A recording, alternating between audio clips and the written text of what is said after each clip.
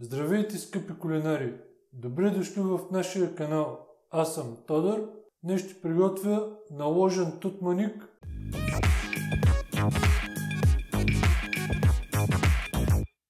Ето и необходимите продукти. За тестото 650 грама брашно, предварително пресято, 300 мл топло прясно мляко, 100 мл топла вода, едно яйце плюс един белтък, 50 мл олио, една супена лъжица захар, 7 грама суха мая, една чайна лъжичка сол, 70 грама разтопено краве масло, за пълнежа 3 яйца, 350 грама краве сирене натрошено, за намазване един жълтък и една супена лъжица прясно мляко. Започваме с приготвянето на тестото. За целта в голяма купа сипваме водата, захарта и маята. Разбъркваме да се разтвори захарта, след което изчакваме 10 минути да се активира маята. 10 минути по-късно добавяме яйцето плюс единия белтък, добавяме олиото и прясното мляко. Разбъркваме да се смеси всичко добре. Започваме постепенно да добавяме половината от брашното.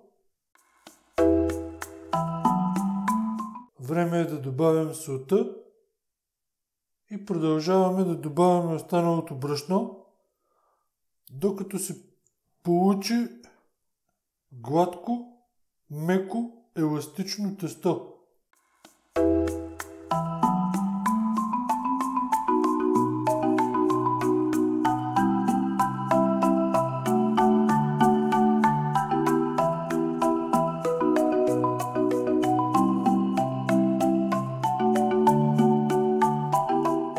Ето, приятели, тестото ни е готово. Вижте как се получи мекичко. Добавих още около 50 грама брашно по време на месенето, така че да го имате в предвид. Сега прехвърляме тестото в предварително намазнена купа. Отгоре намазваме малко с олио.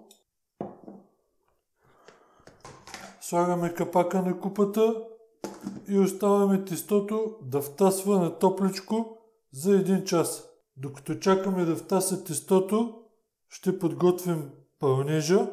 Смесваме сиренето с яйцата и разбъркваме. 1 час по-късно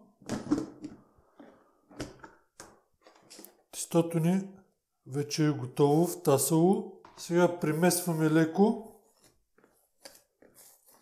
изваждаме на плота. Много е меко тестото. Страшно е. Ще стане хубав пухкав тутманик. Разделяме на 3 равни части и оформяме 3 топки.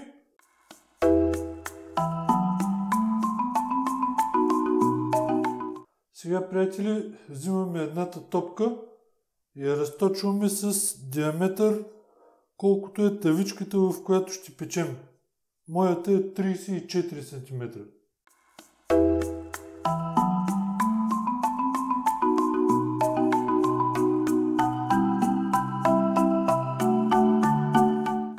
Прехвърляме в тавичката.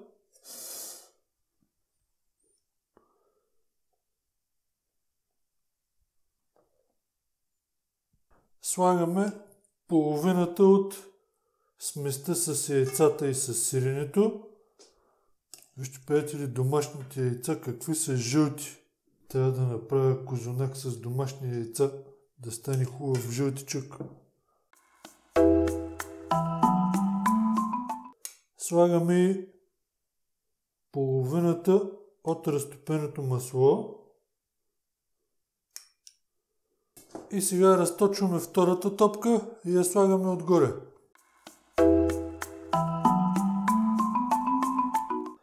Слагаме останалата част от плънката.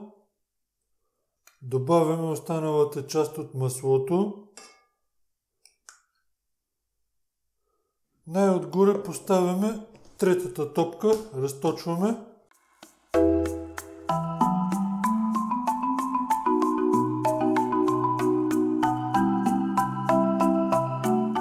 Надупчваме с вилица. Покриваме тутманика с чиста кърпа и го оставяме на топличко да втаса за още половин час. 30 минути по-късно към жълтъка добавяме прясното мляко, разбъркваме, намазваме тутманика и го слагаме във фурната. Печем в предварително загрята фурна на 180 градуса в долната част на фурната, без вентилатор, около 50 минути. Ето, приятели, 50 минути по-късно, току-що извадих тутманика, сега покриваме го с кърпа и го оставяме 20 минути да се задуши. 20 минути по-късно, време е да видим какво се е получило. Да отрежем едно парченце. Вижте, приятели, колко е жълт тутманика от домашните яйца.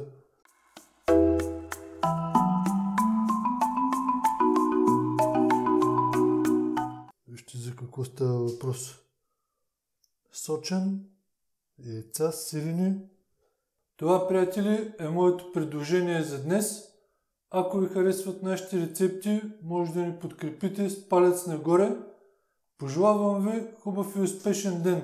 Довиждане и до нови срещи!